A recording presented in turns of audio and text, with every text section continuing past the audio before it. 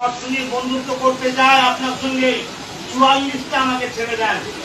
আমি বারবার কিন্তু এই দিদিমণির সঙ্গে বন্ধুত্বের হাত বেরিয়েছিলাম, কিন্তু দিদিমণির পোষা গুন্ডা, দিদিমণির পোষা হারমাত কিছু তারা কিন্তু আমার সঙ্গে দুশ্মনী করলো।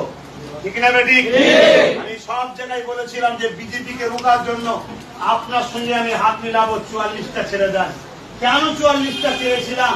যে আপনার ভরসায় দরজা খুলে শুয়েছিলাম আর আপনি 18টা ঢুকিয়ে দিয়েছেন। হয় পাহারা দিতে পারেননি আর নাই গটা কেস করেছেন। তাই ভাবে যদি 2021-এ আপনাকে সব দিয়ে দিই আর আপনি যদি গটা কেস করে ফেলেন তাহলে আমরা মার খেয়ে মরে যাবো। কারণ হুগলি জেলায় 14টা সিট আছে, 14টার মধ্যে আমি 4টেই সিট দিলাম। ওই 4টে আমি বলেছিলাম দিদিমণি আপনি সিট দেবেন না, বাকি 10টাতে আপনি সিট দিন।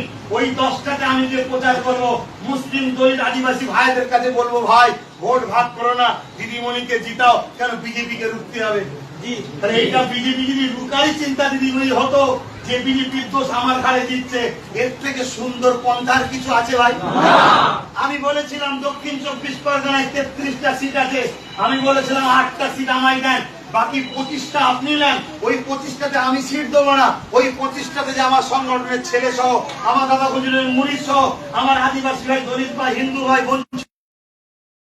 আমি প্রচার করবো যে ভোটটা ভাগ করে নি, এই 25 জায়গায় দিদিকে ভোট দাও আর ওই 8টা জায়গায় তোমরা আমাকে ভোট দাও, তাহলে আমরা ভালো হতো না? আমি দক্ষিণ উত্তর 24 পরগনায় 35টা কম বেশি সিট আছে, সেখানে বলেছিলাম 8টা দিতে, বাকি 26টা দিদিমণি আপনি নেন।